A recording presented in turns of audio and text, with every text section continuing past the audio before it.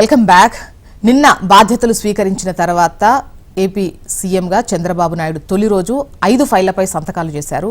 మొదటిది mega DSC, ఆ తర్వాత ల్యాండ్ టైటిలింగ్ యాక్ట్ రద్దుకు సంబంధించి, అన్నా క్యాంటీన్లకు సంబంధించి, నైపుణ్య గణనకు సంబంధించి, సామాజిక పెన్షన్ 4000 పెంపుకు సంబంధించి, ముఖ్యంగా ఎన్నికల టైంలో ఇచ్చినటువంటి హామీల్లో కొన్ని ముఖ్యమైన ఏవైతే ఉన్నాయో వాటిపై సంతకం నిన్న చేశారు. సో ఈ క్రమంలో వీటితో పాటు ఏపీలో ఉన్నటువంటి గతంలో ఉన్నటువంటి సమస్యలు, పదే పదే విమర్శలు ఫేస్ చేసినటువంటి ఇష్యూస్ ఏవైతే ఉన్నాయో, రాజధాని కావచ్చు, పోలవరం కావచ్చు, విశాఖ ఉక్కు ప్రైవేటీకరణకు సంబంధించి కావచ్చు. అయితే కూటమి ఇప్పుడు అధికారంలోకి వచ్చింది, కానీ కొన్ని సందర్భాల్లో కూటమి వర్షన్స్ రకరకాలుగా ఉన్నటువంటి క్రమంలో ఇప్పుడు ఏ విధంగా ఉండబోతుంది, ఏదైతే టీడీపీ అధికారంలోకి వస్తే, కూటమి అధికారంలోకి వస్తే రాజధానికి సంబంధించి కావచ్చు, పోలవరానికి సంబంధించి ముందడుగు పడుతుంది, అభివృద్ధి జరుగుతుంది అన్నటువంటి కోణంలో ముందుకెళ్తున్నారు. సో ఎంతవరకు సాధ్యమయ్యేటువంటి అవకాశాలు ఉన్నాయి డిస్కస్ చేద్దాం. గెస్టులు కూడా రెడీగా ఉన్నారు. బాజీ గారు బీజేపీ మైనార్టీ మోర్చా జాతీయ కార్యదర్శి, సుధాకర్ రెడ్డి గారు టీడీపీ సీనియర్ నాయకులు, సంజీవరెడ్డి గారు కాంగ్రెస్ సీనియర్ నాయకులు. నమస్తే అండి, వెల్కమ్ టు ద డిబేట్. నమస్తే అండి. ముందుగా నిన్న మొదటి రోజే 5 ఫైళ్లపై సంతకాలు చేశారు. అందులో మెగా డిఎస్సి అండ్ పెన్షన్స్ కు సంబంధించి ఇవి ఖచ్చితంగా ఇచ్చేవే, వచ్చిన తర్వాత ఇస్తారు. ముఖ్య సంక్షేమానికి సంబంధించి ఇప్పుడు సామాజిక పెన్షన్ ఏదైతే ఉందో 4000కు పెంచుతారు అనేది మొదటి నుంచి కూడా దీనిపై ఖచ్చితంగా సైన్ చేస్తారు. కాకపోతే ఇక్కడ ల్యాండ్ టైటిలింగ్ యాక్ట్ ఏవైతే ఉందో దానికి సంబంధించి కాస్త డిఫర్ అయిన సిచ్యువేషన్ ఉంది. ఇప్పుడు ల్యాండ్ టైటిలింగ్ యాక్ట్ అనేది కేంద్రం నుంచి వచ్చిన సూచన, గత ప్రభుత్వం అమలు చేసింది, ఈ ప్రభుత్వం దాన్ని రద్దు చేస్తూ సైన్ చేసింది, కూటమేమో అధికారంలో ఉంది. అండ్ ఏంటి సుధాకర్ రెడ్డి గారు? మేడం నమస్తే అండి, మీకు, బాజీ గారికి, సంజీవ్ రెడ్డి గారికి నమస్తే అండి. ల్యాండ్ టైటిలింగ్ యాక్ట్ అనేది ఒక సంక్లిష్టమైన సమస్య అండి. అంటే అది అంత ఇప్పుడు పూర్వాపరాలు అవన్నీ ఆలోచించడం అంత సబబు కాదు. కానీ కేంద్రం ఈ ల్యాండ్ టైటిలింగ్ యాక్ట్ ను పెట్టింది, కాదనలేము. అయితే అది ఏ రాష్ట్రమైనా ఆ రాష్ట్ర పరిస్థితులకు అనుగుణంగా ఆమోదించవచ్చు, ఆమోదించకపోవచ్చు అండి.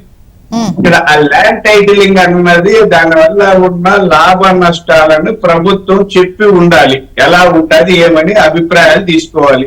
అలా కాకుండా జగన్మోహన్ రెడ్డి గారు ఏకపక్షంగా పెట్టడం, అన్ని పాస్బుక్లు ఆయన ఫోటోలు వేసుకోవడం, ఇవన్నీ చూసేటప్పటికి గందరగోళం క్రియేట్ అయిందండి. ఇప్పుడు ఆ ల్యాండ్ టైటిలింగ్ యాక్ట్ లో ఎవరికో ఒక ఇచ్చేస్తే తర్వాత 2 ఏళ్ల తర్వాత కోర్టుకు పోవడానికి కూడా ఉండదు.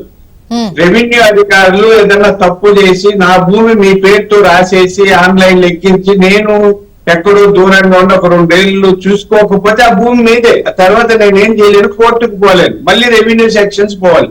ఇక్కడ కరప్షన్ జరిగేదే రెవెన్యూలు అయినప్పుడు మళ్ళీ వాళ్ళ దగ్గరికి ఎక్కడ వెళ్తాం, కోర్టులకు పోవాల్సి వస్తుంది. దీని మీద లాయర్లు కూడా చాలా గొడవలు చేశారు.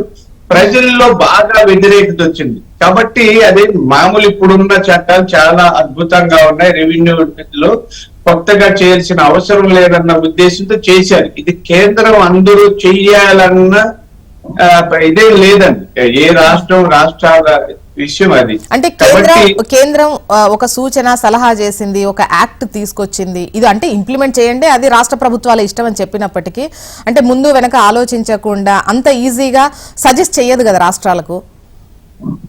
కాదండి, అంటే ఒక్కొక్క ఈ రెవెన్యూ యాక్ట్లు బ్రిటిష్ వాళ్ళు పెట్టినప్పటికీ ప్రతి రాష్ట్రంలో కొంత ప్రత్యేకంగా ఉంటుంటదండి.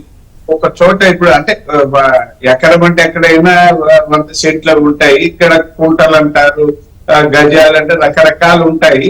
ఇక్కడ ఉన్న సిస్టమ్ వేరండి, దాన్ని అనుగుణంగా మార్చుకోవచ్చు. ఇప్పుడు ల్యాండ్ టైటిలింగ్ యాక్ట్ కరెక్ట్ గా అయితే జగన్మోహన్ రెడ్డి గారి దగ్గర తెలివైన వాళ్ళు ఎవరు లేరు కాబట్టి గందరగోళం క్రియేట్ చేశారండి. అతను ఏదో గుడ్డిగా మాట్లాడకుండా ఎద్దు ఈనింది అంటే ఘాటికి కట్టేసేయండి, ఎద్దు ఎక్కడ ఎంత అది, లేకపోతే అది ఏమీ లేకుండా అలా మూర్ఖంగా వ్యవహరించారు. జగన్మోహన్ రెడ్డి గారు చేసిన పనులన్నీ అంతే, ఎవరేం చేస్తారో తెలియదు, ఆయనకు ఆలోచన లేదు. అంటే మేము నిన్న పెట్టిన అన్ని సంతకాల కంటే ఉపాధ్యాయుల పోస్టులు చాలా గొప్ప విషయం. 16,347. లాస్ట్ టైం జగన్మోహన్ రెడ్డి గారు 6,000 ఏదైతే 10,000 అదనంగా ఇచ్చాం.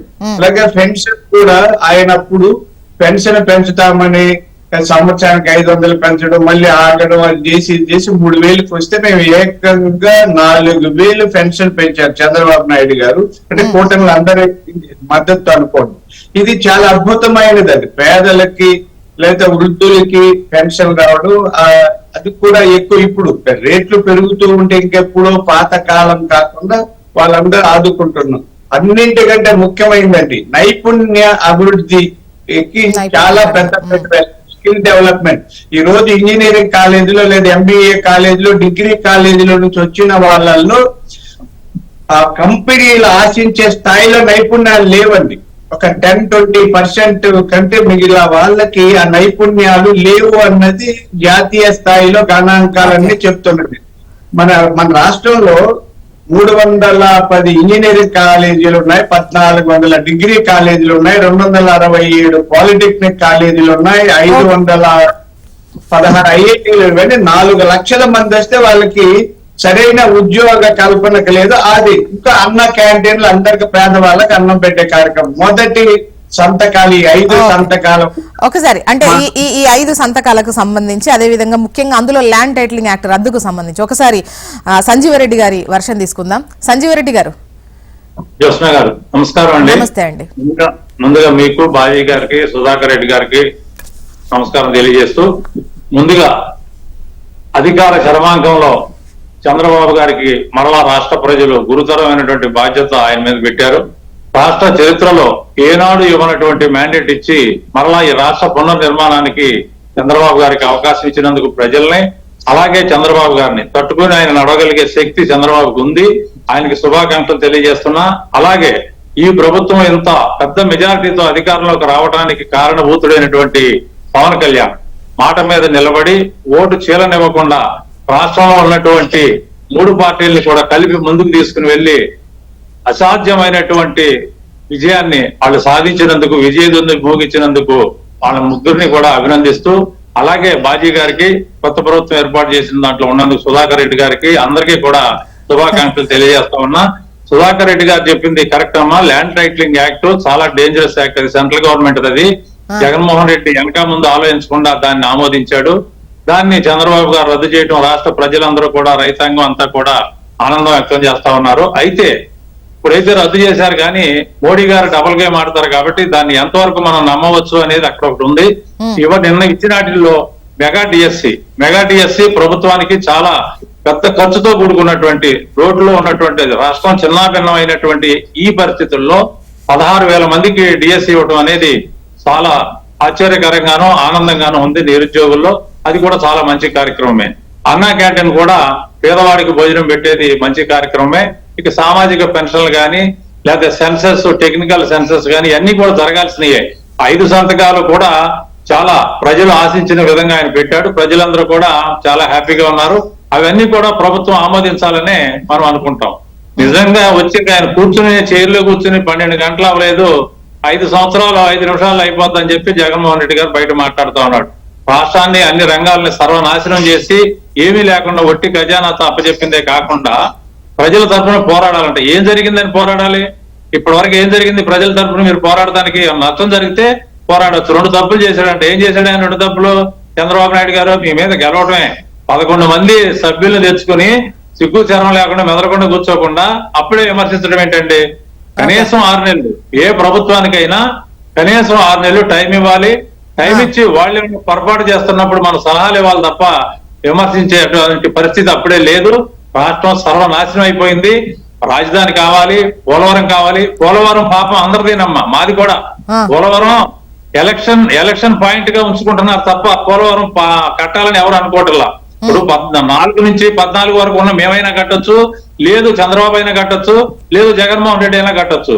10 లక్షల కోట్లు అప్పు చేసిన జగన్మోహన్ రెడ్డి ఒక 40,000 కోట్లు దాని మీద పెడితే పోలవరం అయిపోయేది. ఒక 15-20,000 కోట్లు రాజధాని మీద పెడితే రాజధాని అయిపోయేది. వీళ్ళందరూ కూడా వీటన్నిటిని రాజకీయ ఎజెండాగా, ఎన్నికల ఎజెండాగా వాడుకుంటున్నారు తప్ప ఈసారి అలా కాకుండా ఈ ప్రభుత్వం ఖచ్చితంగా అతి త్వరలో సాధ్యమైనంత త్వరలో 1 or 2 years లో పోలవరాన్ని పూర్తి చేయాలని చెప్పి, అలాగే రాజధానిని మేనమేషాలు లెక్కేయకుండా మనకి ఎంతవరకు అవసరమో అంతవరకు చంద్రబాబు గారు దాని మీద దృష్టి పెట్టి రాజధాని కూడా పూర్తి చేస్తారని మేము కూడా ఆశిస్తా ఉన్నాం. మీరు మంచి పనులు చేస్తే ఖచ్చితంగా మేము శ్లాఘిస్తాం ఉమ్మడిగా ఏది కూటమి ప్రభుత్వాన్ని. లేదు ఏవైనా చిన్న చిన్న పొరపాట్లు చేస్తే ముందు సలహాలు ఇస్తాం. లేదు తర్వాత ఖచ్చితంగా ఒక జాతీయ పార్టీగా కాంగ్రెస్ పార్టీ ప్రజాక్షేత్రంలో ప్రభుత్వాన్ని హెచ్చరిస్తూ ముందుకు నడుస్తుందని చెప్పి మరొకసారి ఈ ప్రభుత్వం సజావుగా ముందుకు సాగాలని, తెలుగు ప్రజలు అభివృద్ధి చెందాలని, మరీ ముఖ్యంగా మన రాష్ట్రం బాగా అభివృద్ధి చెంది దేశంలోనే నంబర్ 1 గా రావాలని, అది చంద్రబాబు హయాంలో అవుతుందని చెప్పి మేము ఆశిస్తా ఉన్నాం. నిన్న మా అధ్యక్షురాలు గారు కూడా అదే ఆశించారు. మేము కూడా కాంగ్రెస్ పార్టీగా, జాతీయ పార్టీగా అదే మేము ఆశిస్తున్నాం. ఓకే బాజీ గారు ముఖ్యంగా అంటే నిన్న 5 పైన ఒకటి సామాజిక పెన్షన్ ఖచ్చితంగా పెంచాల్సిందే, ఎక్స్పెక్టెడ్. అది ఎందుకంటే నెల ఇవ్వాల్సింది లాస్ట్ మంత్ 3,000 అండ్ ఈ మంత్ కలిపి 4,000, 7,000 ఇస్తామని హామీ ఇచ్చారు. సో దాంతోపాటు డిఎస్సి, ఇవి 2 ఎక్స్పెక్టెడ్. బట్ ఈ ల్యాండ్ టైటిలింగ్ యాక్ట్ అనేది ఇప్పుడు బీజేపీ తీసుకొచ్చింది, గత ప్రభుత్వం ఆమోదించింది, ఈ ప్రభుత్వం రద్దు చేసింది. అయితే దీనికి సంబంధించి ఇంతకుముందు సంజీవ్ రెడ్డి గారు మాట్లాడుతూ ఇది డబుల్ గేమ్ లా ఉంటుంది, మేబీ కూటమిలో ఉన్నారు కాబట్టి రేపు వేరే విధంగా దీన్ని తీసుకొచ్చే అవకాశాలు ఉంటాయి అన్నటువంటిది అంటే ఆ భావన వెలిబుచ్చారు. అమ్మా నమస్కారం అమ్మా.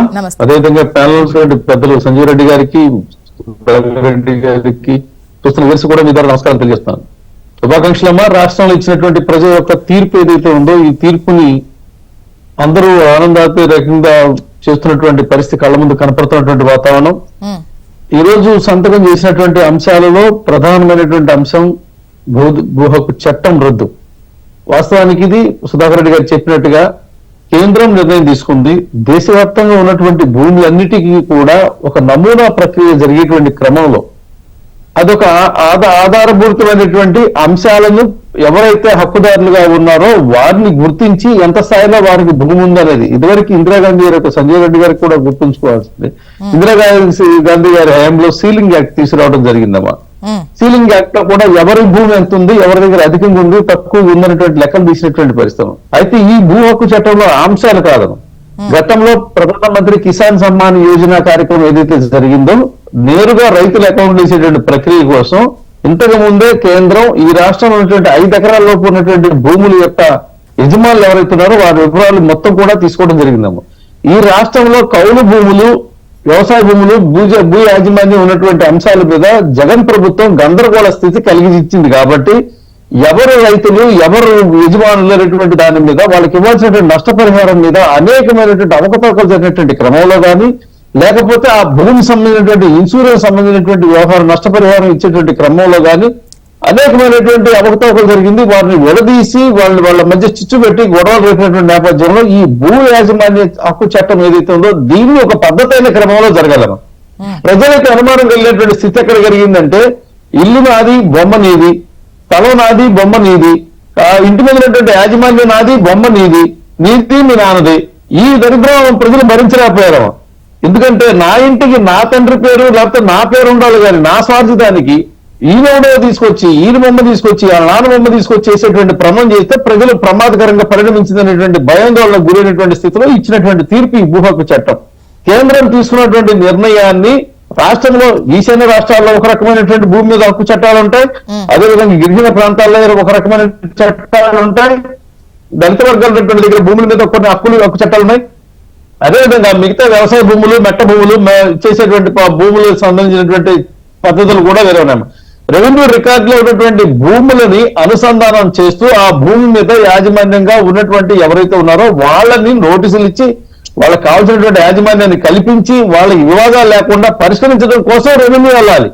కానీ ఇక్కడ ఏమైందంటే వివాదాన్ని ప్రభుత్వం తీసుకొని దాని అవకాశంగా దానికి కావాల్సినటువంటి అనుచరులు మొత్తాన్ని దాని యాజమాన్యులుగా తయారు చేసేటువంటి క్రమంలో రెవెన్యూ వ్యవస్థను పక్కన పెట్టి, న్యాయ వ్యవస్థను పక్కన పెట్టి ప్రత్యేకమైన అధికారులు వాళ్ళు కూడా ఎమ్మెల్యేలు లేకపోతే మంత్రులు నియమించేటువంటి ఒక టైటిలింగ్ రిజిస్ట్రేషన్ అధికారి TRO అనేది అధికారిని ఏర్పాటు చేసి అతని ద్వారానే మొత్తం ఈ భూమి హక్కుని నిర్ణయించేటువంటి క్రమం పోతుందనగానే రైతులు సెంటు భూమి దగ్గర నుంచి 10 ఎకరాలు ఉన్న వరకు కూడా అందరూ కూడా భయపడ్డారమ్మ.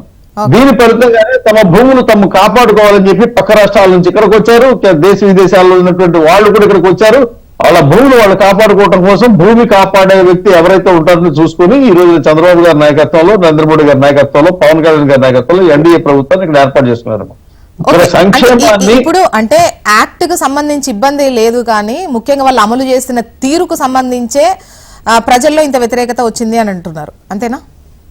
ఖచ్చితంగా యాక్ట్ ఒకటి వచ్చిన తర్వాత ఆ రాష్ట్ర పరిధిలో ఉన్నటువంటి అంశాలు ఏవి ఇబ్బందికరంగా ఉండదో చూసుకొని దానికి అనుగుణంగా ఆ యాక్ట్ ని ఏ రకంగా ఇంప్లిమెంట్ చేస్తే బాగుంటుందో కేంద్రంతో మాట్లాడుకొని ఈ రకంగా మా దగ్గర ఉన్న భూమి ఇది, దీని లెక్కలు ఇవి ఈ రకంగా ఉన్నాయి అని చెప్పి చేసుకోవచ్చు. అది అంతేగాని నాకు దక్కింది అవకాశం అని చెప్పి దాంట్లో నాకు లాభం ఎంత చూసుకొని వేసే సర్వేరాళ్ళ దగ్గర నుంచి, ఇచ్చే పట్టాల దగ్గర నుంచి, పంచే పాస్ పుస్తకాల దగ్గర నుంచి నా స్వార్థం కోసం వాడుకునేటువంటి క్రమం పోతే అది ఇలాగే ఉంటుందమ్మా. తీర్పు ప్రజలు ఇచ్చేటువంటి తీర్పు ఏ రకంగా ఉంటుంది ఆ రకంగా ఉంటుంది. చంద్రబాబు నాయుడు గారు ఖచ్చితంగా దీన్ని ఎవరైనా చేయాల్సిందేనమ్మా. మీకు సంబంధించినటువంటి కుటుంబానికి మీకు ఎంత భూమి ఉంది అనేది మీ ఇంట్లో మీ కుటుంబ సభ్యులు వాటాలు వేసుకున్నప్పుడు లెక్క ఎంత తెలుసుకుంటారో, ఆంధ్రప్రదేశ్ రాష్ట్రంలో ఉన్నటువంటి భూములు ఏవైతే ఉన్నాయో ఎవరి దగ్గర ఎంత ఉంది, ఎవరి దగ్గర ఎంత మిగిలింది, ప్రభుత్వం లెక్కలు ఎంత మిగిలింది, బంజరు భూములు ఎన్ని, అటవీ భూములు ఎన్ని, సముద్ర తీర ప్రాంత భూములు ఎంతనా, అదే గిరిజన చేతిలో ఉన్నటువంటి భూములని లెక్కలు తీసుకోవడం అనేది తప్పు కాదు.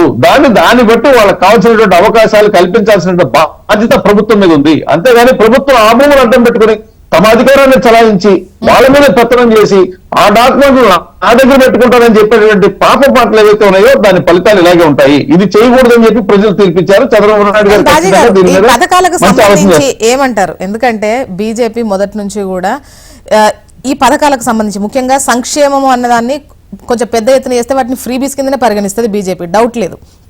పెద్ద నాయకులు కూడా చాలా సందర్భాల్లో బహిరంగ వేదికలుగానే చెప్పారు, ఎట్టి పరిస్థితుల్లో అమలు అయ్యేవే చెప్తాము, ఇటువంటివి చెప్పండి అంటే ఇక్కడ అమలు చేస్తున్నారు. ఎట్ ద సేమ్ టైం అమలు చేయడం కూడా కొన్ని సందర్భాల్లో బీజేపీ తప్పు పడుతుంటుంది. ఈవెన్ జనసేన పార్టీ కూడా చేపలు ఇవ్వడం కాదు చేపలు పట్టడం నేర్పించాలని చెప్పేటువంటి సిచ్యువేషన్లోనే ఉంటుంది. మరి వీటిపై మీ ఒపీనియన్ చెప్పండి. మరి ఇప్పుడు నేనైనా మీరైనా డిబేట్ లో ఉన్నట్టు మిగతా పెద్దలైనా చెప్పేది ఒకటే మాట, ఈ సమాజంలో ఎవరికైనా సరే మీరు చెప్పిన మాట ప్రకారమే చేపలు పట్టడం నేర్పాలి కానీ చేపలు తినటం నేర్పకూడదు. దానివల్ల తింటా ఉంటారు తప్ప పట్టేటువంటి శక్తి కోల్పోతాం. ఈ రోజున దివ్యాంగుల విషయానికే వస్తే వారిలో అద్భుతమైనటువంటి నైపుణ్యం ఉంటుంది.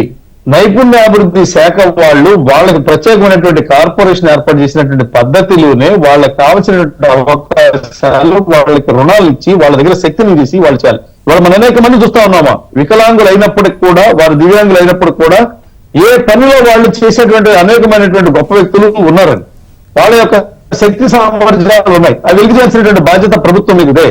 ఉచితాలు వేరు, సంక్షేమం వేరను. సంక్షేమాన్ని సమాజం కోసం నిర్మించి ఆ సంక్షేమంతో రాష్ట్ర అభివృద్ధికి అడుగులు వేయాలి. ఉచితాలు నిర్వీర్యమైనటువంటి పరిస్థితిలో ఉన్నటువంటి వ్యక్తులకి వారికి చేసేటువంటి సహాయంగా ఉండాలి.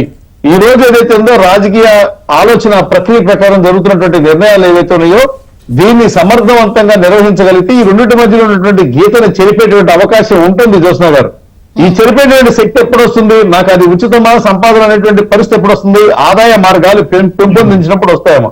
ఆదాయ మార్గాల్ని అక్రమ మార్గంలో పక్కదారి పట్టించి తమ సొంత ఖాతాల్లో గెలిపినటువంటి పరిస్థితి జరిగితే అప్పుడు మాత్రమే కళ్ళ ముందు కనపడితే ఏ సమాజ అభివృద్ధి కాంక్షించే వాళ్ళైనా సరే ఖచ్చితంగా ఈ ఉచితాల పేరు మీద తెచ్చేటువంటి అప్పులు ఏవైతే ఉన్నాయో ప్రజలకు పెనుభారం అవుతుంది.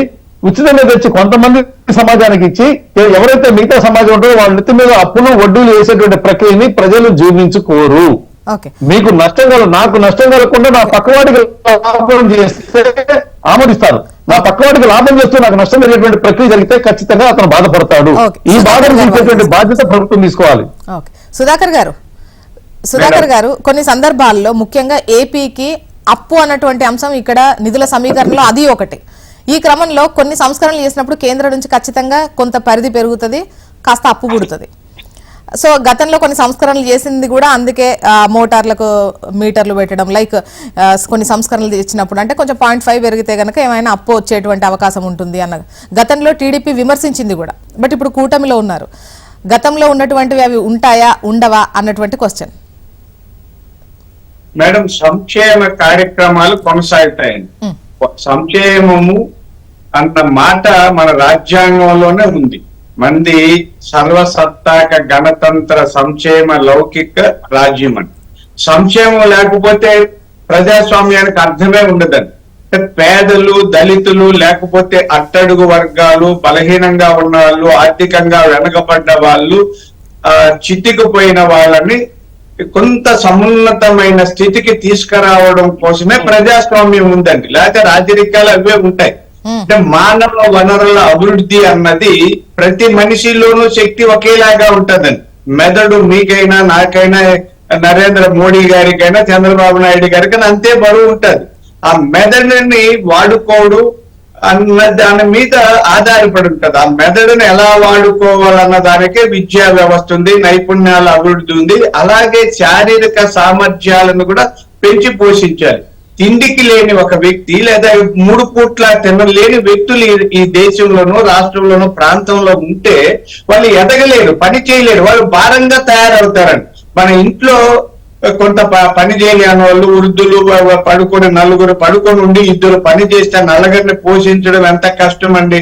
అందుకని వాళ్ళకి ఆరోగ్యంగా ఉండడం కోసం మనం ఎలాగైతే వృద్ధులు లేదా పిల్లలకు చేస్తామో అలాగే ఆరోగ్యవంతమైన సమాజాన్ని తీసుకురావడం కోసం పేదలు, అట్టడుగు వర్గాలు వాళ్ళందరికి కూడా సంక్షేమ కార్యక్రమాలు అమలు చేసి తమ కాళ్ళ మీద తాము నిలబడి రాష్ట్ర లేదా దేశ సమాజ అభివృద్ధికి తోడ్పడే విధంగా చేయడమే ప్రభుత్వం అండి. అందుకని సంక్షేమాలు ఉండకూడదని ఎవరు అనమండి. సంక్షేమాల ముసుగుతో మనుషుల్ని ఓట్లు వేసే యంత్రాలుగా మార్చేసి ఎక్కడెక్కడో అమ్మేసి అప్పులు తెచ్చేసి దోచేసి తినేసి వీళ్ళందరికీ ఇచ్చినట్టు ఇచ్చి తాయిలాలు ఇచ్చినట్టు సమాజాన్ని నాశనం చేసే కార్యక్రమం జగన్మోహన్ రెడ్డి గారు చేశారు. చంద్రబాబు నాయుడు గారు ఆ రోజే అమరావతి రాజధాని భూములు 33,000 ఎకరాలు తీసుకుని దాన్ని అభివృద్ధి చేసి లక్షల కోట్ల ఆదాయాన్ని పొంది ఆ ఆదాయాన్ని రాష్ట్ర ప్రజల కోసం, రాష్ట్ర ప్రయోజనాల కోసం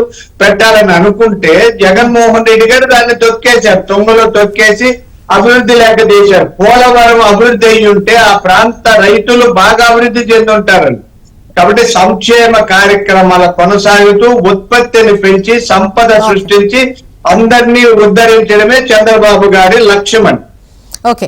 అండ్ సంజీవరెడ్డి గారు గత ప్రభుత్వం గురించి చెప్పుకుంటే అభివృద్ధి కన్నా కూడా సంక్షేమం గురించే మాట్లాడుకున్నారు, ప్రజలకు ఊరికే పంచడం కాదు అన్నటువంటి కాన్సెప్ట్ లో కూడా పలు రకాల విమర్శలు ఫేస్ చేసింది గత ప్రభుత్వం. అండ్ అంతకు ముందు చంద్రబాబు నాయుడు అంటేనే అభివృద్ధి, సంక్షేమం కన్నా కూడా అభివృద్ధికే పెద్దపీట అనేది. అప్పుడు చంద్రబాబు నాయుడు గారు ఓడిపోయారు, ఈసారి జగన్ గారు ఓడిపోయారు. అండ్ ఇప్పుడు టీడీపీ ముందున్న టాస్క్ 2 ఉండాలి, లేకపోతే కష్టమైనటువంటి సిచ్యువేషన్ ఉంటుంది. అండ్ ఇప్పుడు ఏ విధంగా ఉండేటువంటి అవకాశం ఉంది ఏపీకి సంబంధించి? జ్యోత్స్న గారు, సంక్షేమ పథకాలు ఎప్పుడు ఉన్నాయండి. ఇందిరాగాంధీ గారు కానించుండే, నెహ్రూ గారు కానించుండే, ఏ ప్రభుత్వం వచ్చినా కానీ సంక్షేమ అమౌంట్ కానివ్వండి ఇచ్చేంత అది లిమిట్ దాటింది అనేది కదా వాళ్ళ విమర్శ.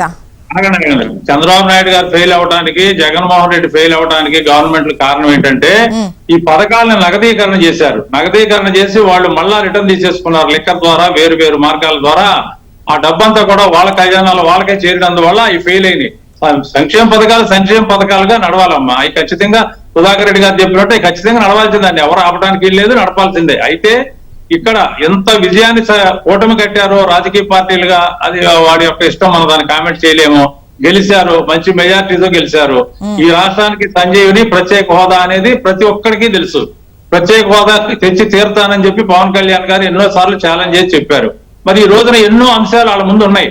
మీరు చంద్రబాబు గారు, నితీష్ గారు, పవన్ కళ్యాణ్ బలంతో మోడీ గారి గవర్నమెంట్ ఉంది కాబట్టి, పోయినసారి జగన్ ఏం చెప్పాడు, మనతో పని లేదు కాబట్టి మనం అడగలేకపోతున్నాం, అడుగుతామే కానీ వాళ్ళు ఇచ్చినా ఈ పైన ఊరుకోవాలన్నాడు. ఈ రోజున మీరు 32 మందితో అక్కడ గవర్నమెంట్ ఏర్పడుతుంది కాబట్టి మీరు ఖచ్చితంగా ప్రత్యేక హోదాను తీసుకోండి. ప్రత్యేక హోదాను తీసుకుంటే రాష్ట్రాన్ని అభివృద్ధి చేయడం చాలా ఈజీ. ఎలాగంటే ఒక్క నిమిషం టైం ఇవ్వండి.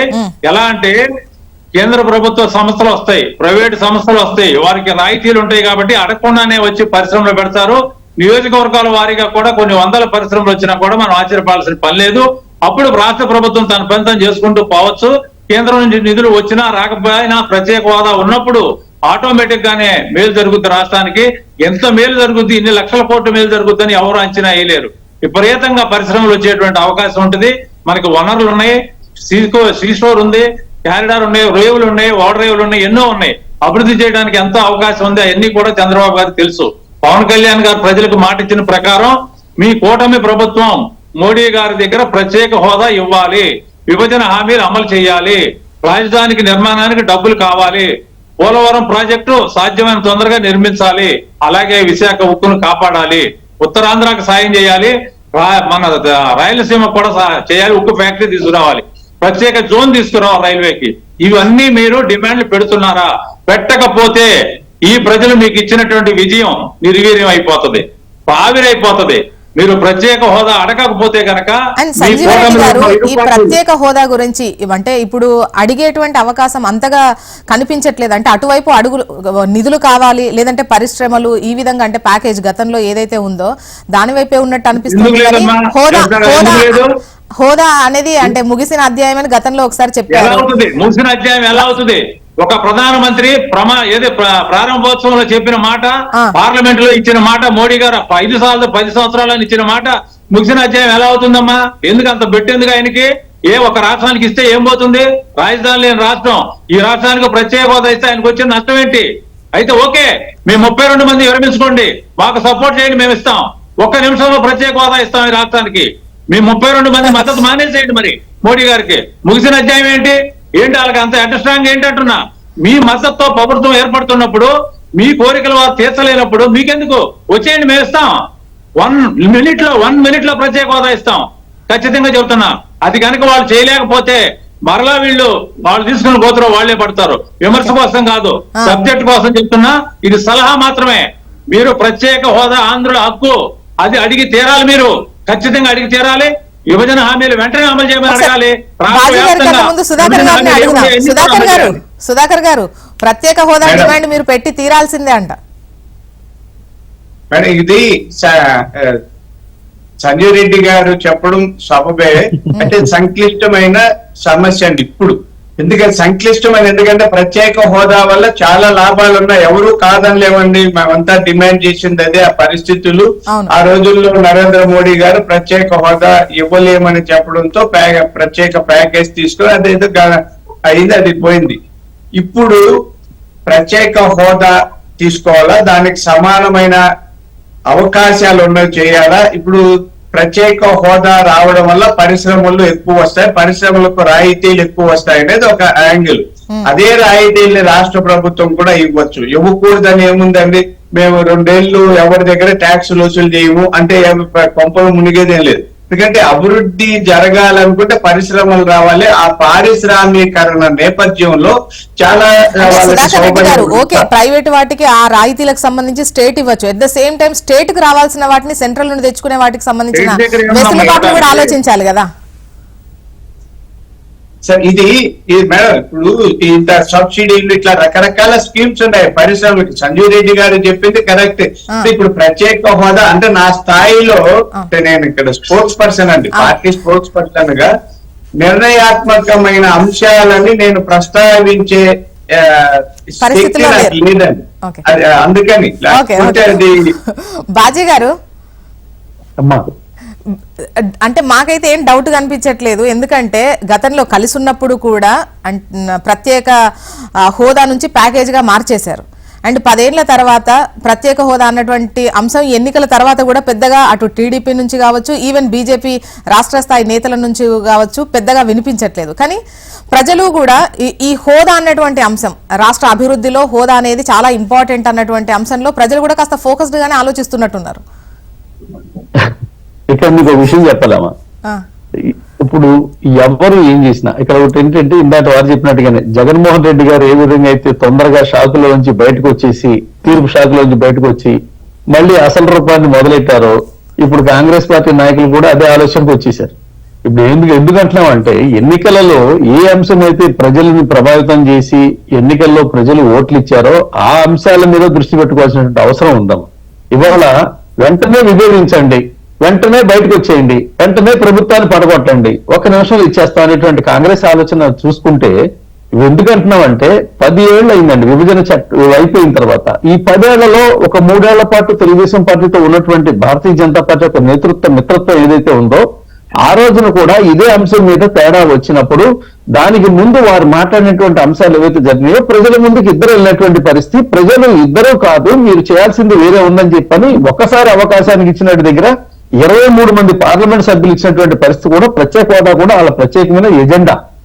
ఆ తర్వాత నాకు బలం ఉంది కాబట్టి నేను చేయలేకపోయాననేటువంటి చేసిన పరిస్థితి 5 సంవత్సరాల పాటు నడిపినటువంటి ప్రభుత్వాన్ని ప్రజలు చూశారు. ప్రజలు ఏం కోరుకుంటున్నారంటే మీరు ఏ పేరు పెడతారనేది ముఖ్యం కాదు, ఈ రాష్ట్రం యొక్క అభివృద్ధి ముఖ్యం.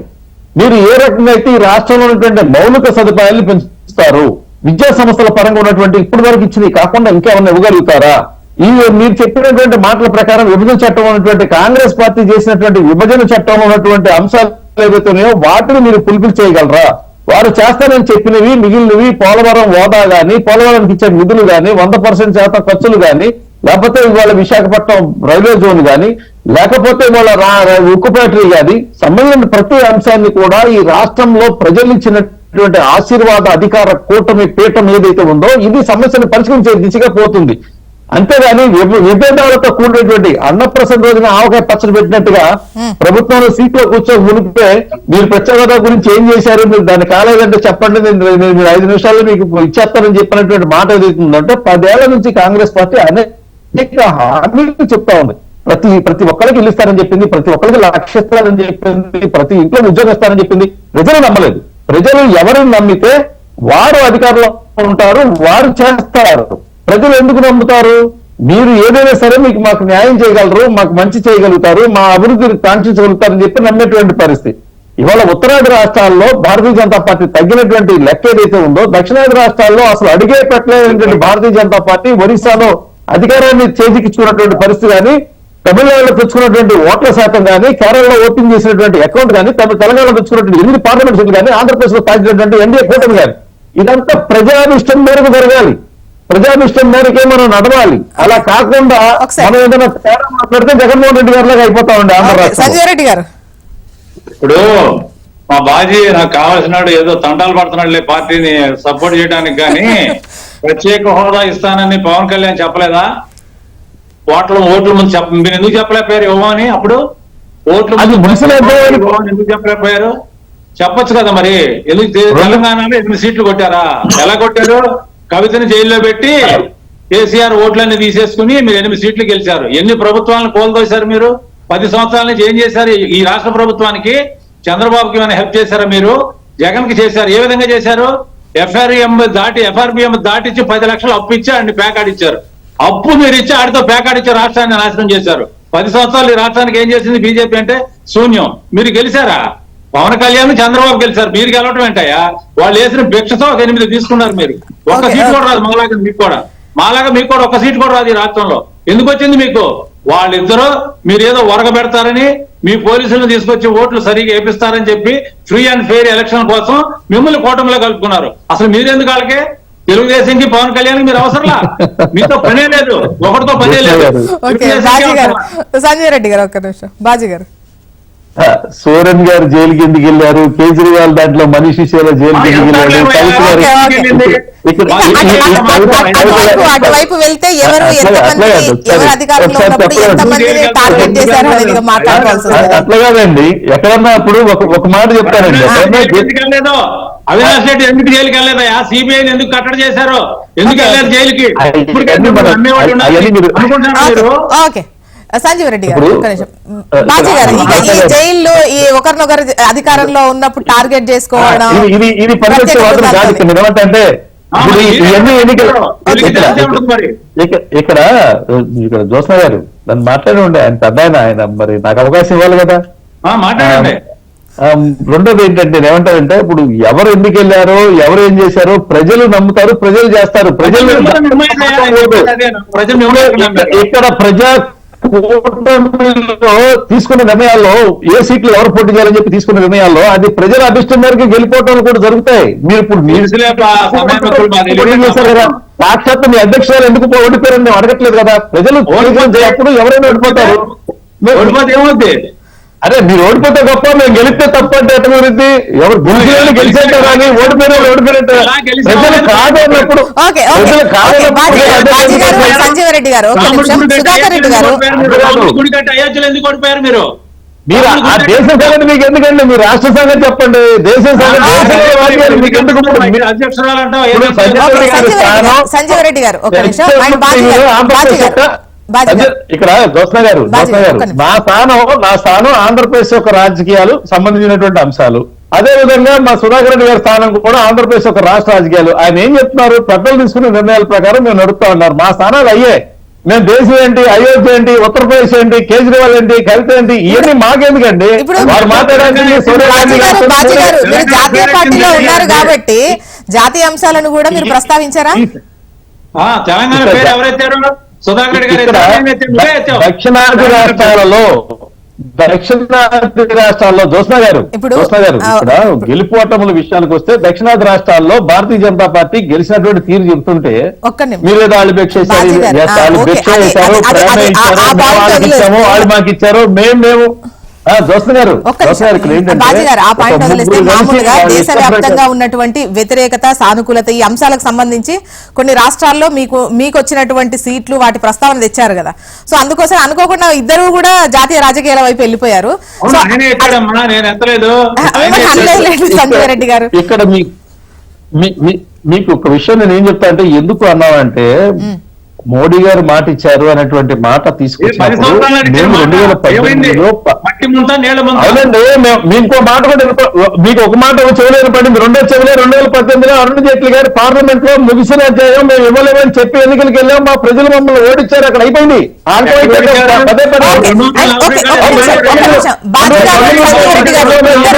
ఇప్పుడు ఆప్షన్ వదిలేయండి అండ్ సుధాకర్ రెడ్డి గారు రాష్ట్రానికి సంబంధించినటువంటి అంశాల్లో ఈ ఒకటి విభజన హామీలు అపరిష్కృతంగా ఉన్నటువంటి సమస్యలు చాలా ఉన్నాయి. అవి ఒకటైతే ఈ విశాఖ ప్రైవేటీకరణకు సంబంధించి గతంలో జనసేన పార్టీ మాట్లాడింది, మీరు మాట్లాడారు. అండ్ కాంగ్రెస్ ఆబ్వియస్ గా అప్పుడు ఎలా ఉందో ఇదే స్టాండ్ లో ఉండేటువంటి అవకాశం ఉండే డౌట్ లేదు. And what about TDP? Madam Jyotsna గారు, ఇప్పుడు ఇద్దరు కూడా బాజీ గారు, సంజయ్ రెడ్డి గారు బాగా మాట్లాడారు. అంటే ఎవరి లైన్ లో వాళ్ళు మాట్లాడుతా ఉన్నారు. సంజీవ్ రెడ్డి గారి భావాలన్నీ కూడా విన్నాము.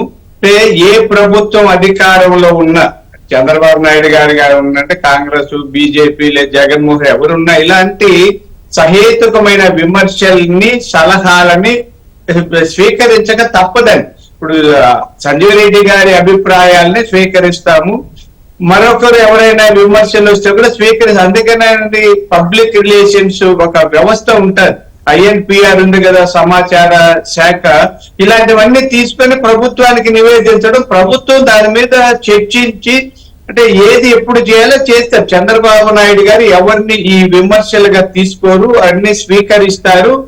ఎలా చేస్తే ఈ రాష్ట్రానికి ఎక్కువ ఉపయోగం ఉంటది, రైల్వే జోన్ అనండి, విశాఖపట్నం ఉక్కు ఫ్యాక్టరీ లేదా అన్నింటిని కూడా ఇప్పుడే కదండి నిన్న అధికారులకు వచ్చి అన్నింటినీ పరిశీలిస్తారు చంద్రబాబు నాయుడు గారు. అలాగే కూటములందరూ, పవన్ కళ్యాణ్ గారు కానీ లేదా బీజేపీ నేతలు జాతీయ స్థాయి, రాష్ట్ర స్థాయి సమస్యల్ని, పరిస్థితుల్ని అధ్యయనం చేసి విశ్లేషణ చేస్తారండి. ఈ రోజే నిన్న మీరు చూసి ఉంటారు, నైపుణ్యాల లోపం ఎక్కడుందో అధ్యయనం చేస్తామన్నారు. అంటే మీరు అడగ చిన్నాళ్ళు తెలియదని ఉందండి. మనం లేటెస్ట్ ఒక పని చేయాలంటే పరిశీలించకుండా ఆ పని చేయలేం. కాబట్టి సంజీవ్ రెడ్డి గారు లాంటి వాళ్ళు పెద్దలు చెప్పే మాటలన్నీ కూడా చంద్రబాబు నాయుడు గారు స్వీకరిస్తారు.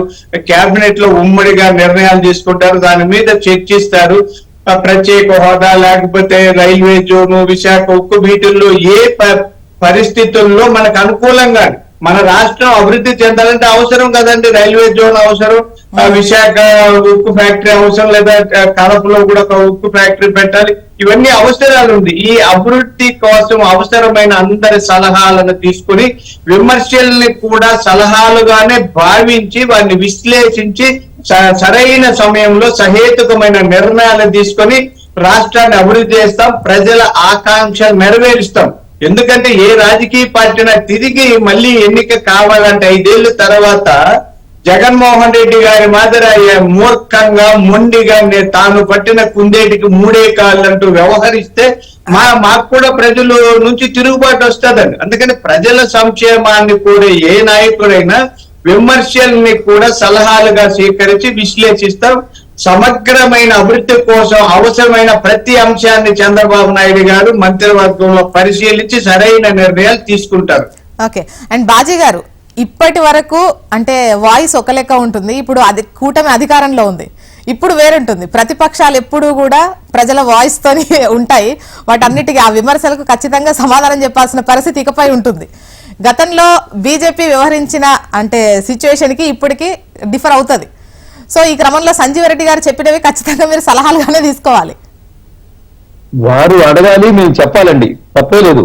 ఎందుకంటే వారి అభిప్రాయాలు ఎక్కడన్నా ఆగి ఉంటే వారిని కరెక్ట్ చేయాల్సినటువంటి అవసరం, బాధ్యత మా మీద ఉంది. వారు కనుక తెలియకపోతే మళ్ళీ దాన్ని తెలుసుకునేటువంటి ఆ బాధ్యత కూడా వారి మీద ఉంది. ఎందుకంటే ఇద్దరు ప్రజాస్వామ్యంలో బాధ్యతమైనటువంటి పార్టీలకు సంబంధించినటువంటి ప్రతినిధులుగా మేము మాట్లాడేటువంటి ప్రతి సంభాషణ కూడా ప్రజల యొక్క అభివృద్ధి సంబంధించినటువంటి శ్రేయ సంబంధించినటువంటి లక్ష్యంగానే సాగుతుంది. ఇందులో ఇబ్బంది లేదండి. వాస్తవానికి ఏమవుతుందంటే ప్రజాస్వామ్యంలో ప్రజలు గెలిచినటువంటి వ్యక్తులు ఎవరైతే ఉన్నారో వారు ఇచ్చినటువంటి మద్దతు ఏదైతే ఉందో దీన్ని బట్టి ప్రజా ఆకాంక్ష పరిస్థితులను సరిదిద్దేటువంటి బాధ్యత అధికారులకు వచ్చిన నాయకులకు ఉంటుంది. ఇప్పుడు ప్రజల తరపు నుంచి గతం ఎన్నికల మీద తర్వాత ఎన్నికల్లో జరిగినటువంటి ప్రతి అంశంలో కూడా ఈ యొక్క విమర్శ సద్విమర్శ లేకపోతే కువిమర్శ అనేటువంటి దాన్ని బట్టి మా సమాధానం కూడా ఉంటుంది.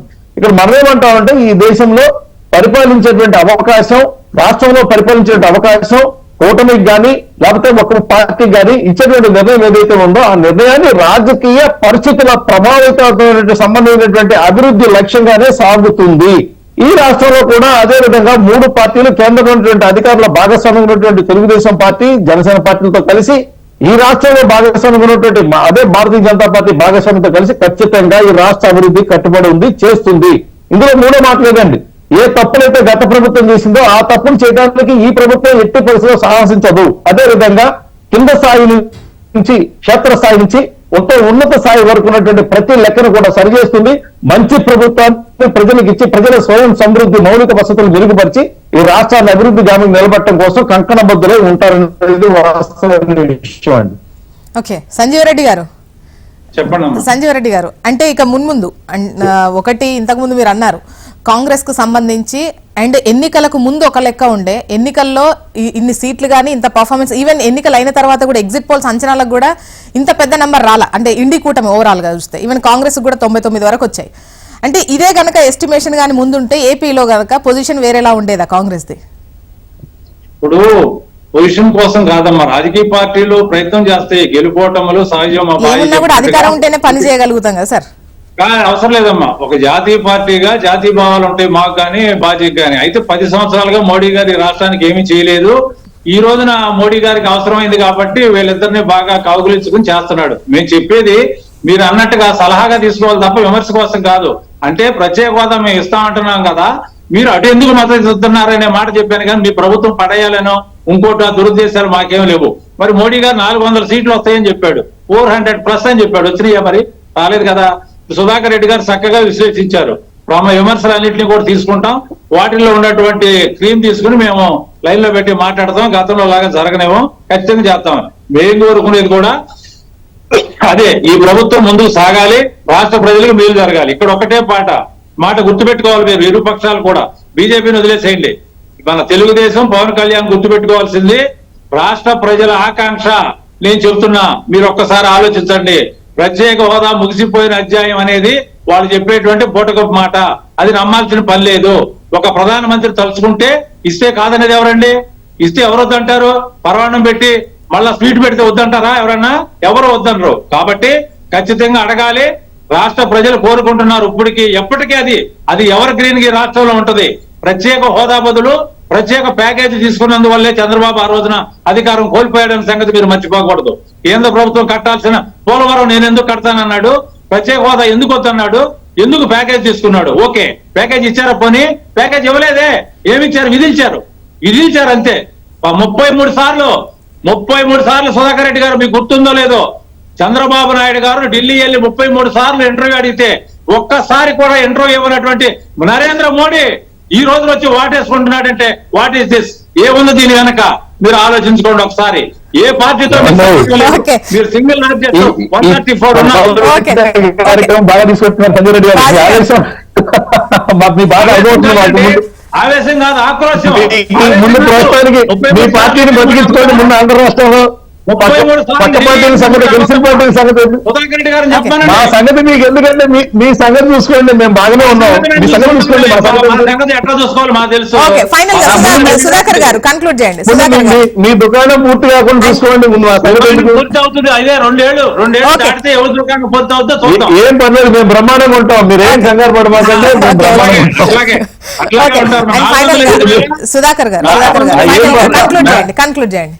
జోష్నా గారు వాళ్ళిద్దరూ జాతీయ ఎవరైనా చాలా బాగా జరిగిందండి. నేను నిజంగా ఈ రోజు చర్చను చాలా ఆస్వాదిస్తున్నానండి. అంటే ఏకపక్షంగా ఏదో మాట్లాడేయడం కాకుండా మంచి చర్చ జరిగినప్పుడే ప్రజలకు ఉపయోగకరమైన నిర్ణయాలు తీసుకోవడానికి ఉపయోగం ఉంటుంది. అలా సంజయ్ రెడ్డి గారు చెప్పిన విషయం అయినా, బాజీ గారు చెప్పిన విషయం అయినా చాలా చక్కగా ఉంది. అది ఆర్గ్యుమెంట్స్ లేదా ఈ డిబేట్ చర్చలు జరిగితేనే మంచి విషయం వస్తుందండి. మజ్జిగ పెరుగు చిలికితేనే వెన్న నెయ్యి వస్తాయన్నట్టుగా ఇలాంటి కార్యక్రమాలు జరగాలి. చంద్రబాబు నాయుడు గారు చాలా దూరదృష్టి కలిగిన వ్యక్తి. మళ్ళీ ఆ ప్రజల్లో విశ్వాసం నెలకొల్పి మరీ ఎలక్షన్ వచ్చినా కూడా గెలవడానికి అవసరమైన విధంగా ప్రజల్లో మమేకమై ప్రజాభివృద్ధి కోసం ఆయన కృషి చేస్తారని ఇందాక చెప్పారు మన సంజయ్ రెడ్డి గారు కూడా. పాపం ఆయన జగన్మోహన్ రెడ్డి గారు అప్పుడే కళ్ళు మూసుకుంటే 5 ఏళ్ళు అయిపోయిందంట, మళ్ళీ కళ్ళు మూసి తెరిస్తే 5 ఏళ్ళు వస్తుంది, అధికారం వస్తుంది. జగన్మోహన్ రెడ్డి గారి లాగా మూర్ఖంగా కళ్ళు మూసుకొని మళ్ళీ కళ్ళు తెరిచి మళ్ళీ కళ్ళు మూసుకునే వ్యక్తి కాదండి చంద్రబాబు నాయుడు గారు. నిరంతరం అమరావతి కావచ్చు, అంటే రాజధాని కావచ్చు, పోలవరం కావచ్చు, ఓవరాల్ గా అభివృద్ధి కావచ్చు, వీటికి సంబంధించి అంటే ఏం జరిగింది ఏం చేశారు అని అనడం ఇది టూ ఎర్లీ.